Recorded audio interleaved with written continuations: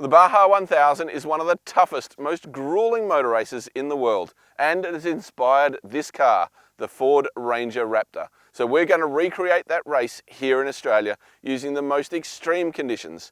We're starting here at the top of Big Red in the Simpson Desert just outside Birdsville. I'm going to head 1,000 miles that way to the home of Ford Performance, Mount Panorama in Bathurst. Welcome to the Bird Bath 1000. The Baja 1000 is a torturous test along the Baja peninsula of Mexico.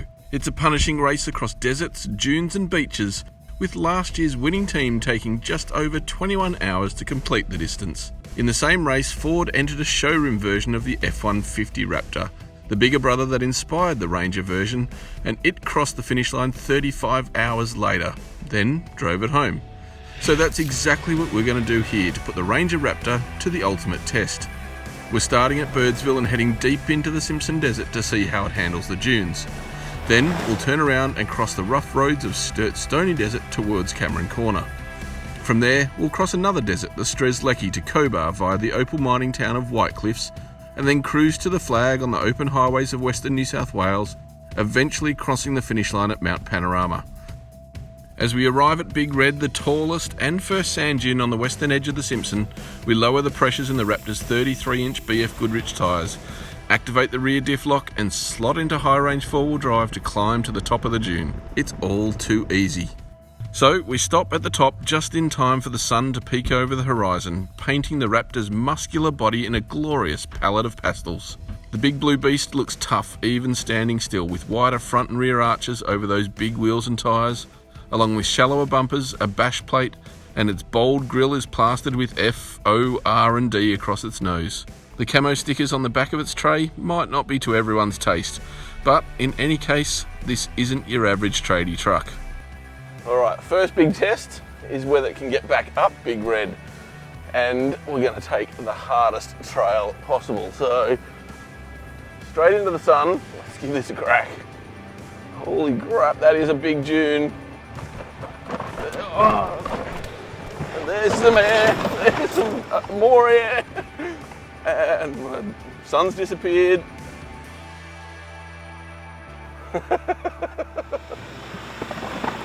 Top of the dune, easy as pie.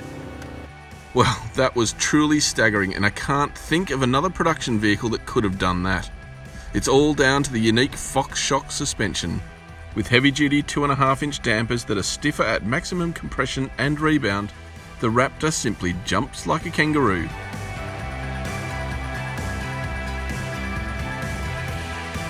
It also carves up the dunes like a monster truck and leaves campers and caravanners in its dust.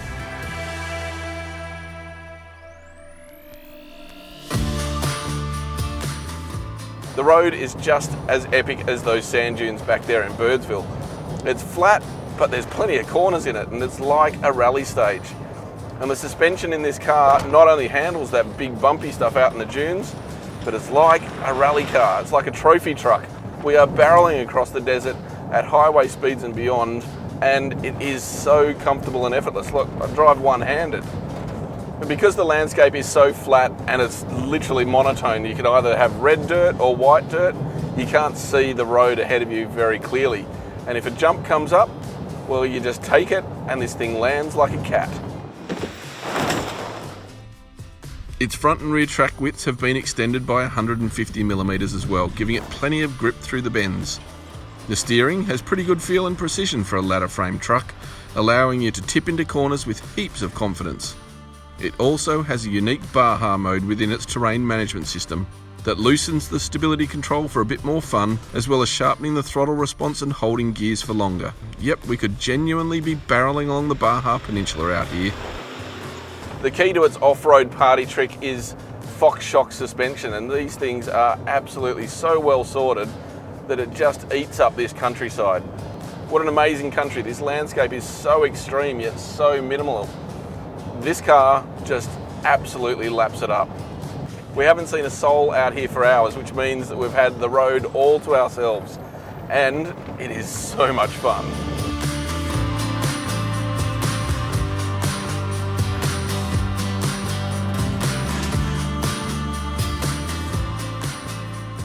With long distances between servos out here, you've got to be a bit of a Boy Scout and be well prepared for a trip like this. So we've got a full tank of fuel in these jerry cans, we've got 20 litres of water, we've got some sandboards in case we got stuck in the dunes, a couple of spare tyres, we've got an air compressor and a jack, and a basic toolkit.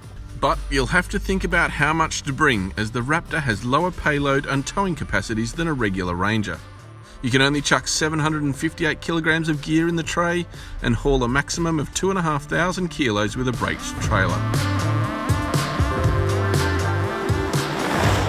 Well, we're here for our next checkpoint, and our journey started in Queensland, where I am here now. It's moved through South Australia, where I am now, and we are ending up in New South Wales, where I am now, because we are at Cameron's Corner, where all three of those states intersect. Even though we're racing the sun, there's always a bit of time and a place for some fun.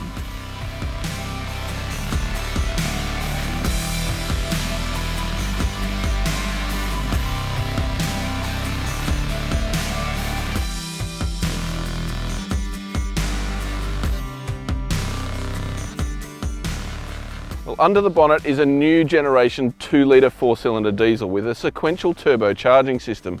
It produces 157 kilowatts of power and 500 newton meters of torque, and has a claimed average fuel consumption of 8.2 litres per 100 k's. And we've used a fair bit more than that in the rough stuff, seeing readouts as high as 17 litres per 100 kilometres and averaging just over 14 litres for the entire trip. Out here, it's a pretty decent engine, but I can't help think that the Raptor could use a bit more character in its powertrain to match the high performance nature of the car. Something like a 3.5 litre twin turbo V6 with plenty of grunt and a nice exhaust note would really set this car off. That's the powertrain already available in the F-150 Raptor, and by all reports is what will be in the nose of the Ranger when it goes on sale in the US next year. So let's cross fingers that maybe, just maybe, we'll see that here in the future too. But saying that, this engine has got us through some pretty extreme conditions without any trouble at all. On gravel, that sequential turbocharging system delivers a nice linear power delivery, which makes for effortless driving out here in the desert. While it doesn't have a huge surge of mid-range punch, what it does have is a 10-speed automatic gearbox. And that gives it a broad spread of ratios to ensure it remains humming along in the sweet spot, no matter whether you're carving up the desert or just cruising. And considering we've already covered the entire distance of the Baja 1000 already, and still haven't left the desert yet, we've done plenty of that.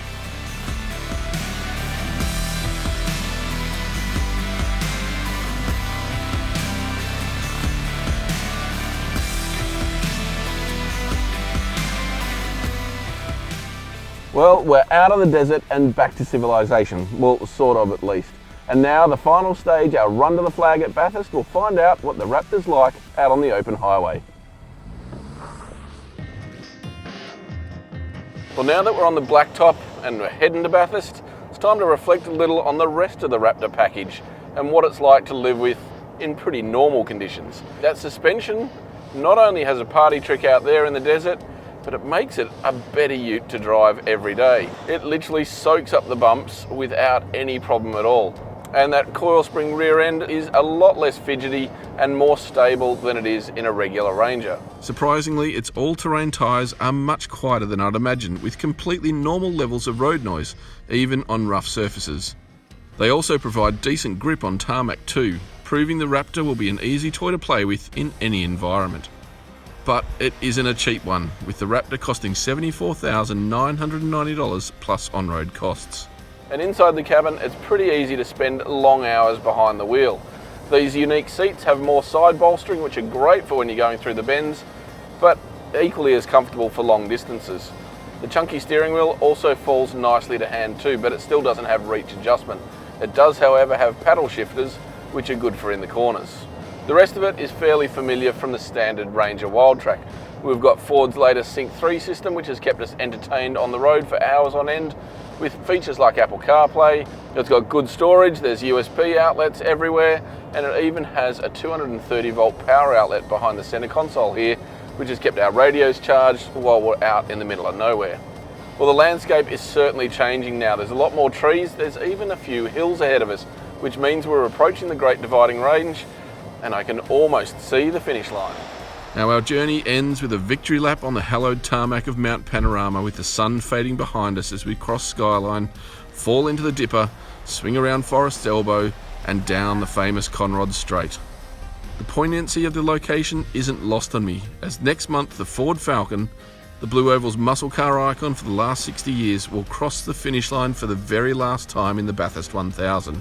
It will be the end of a historic chapter in Ford's rich performance car history. But looking back on what the Ranger Raptor has just done, jumped, carved, cornered and cruised through 3 of Australia's most inhospitable deserts without incurring a single battle scar, I can't help but recognise this car will write the beginning of a new one.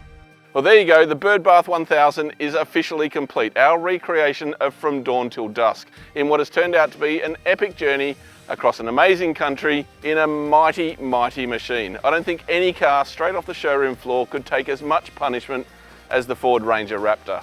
It is not just a one-trick pony or a dressed up ute. This thing is a winner wherever you take it.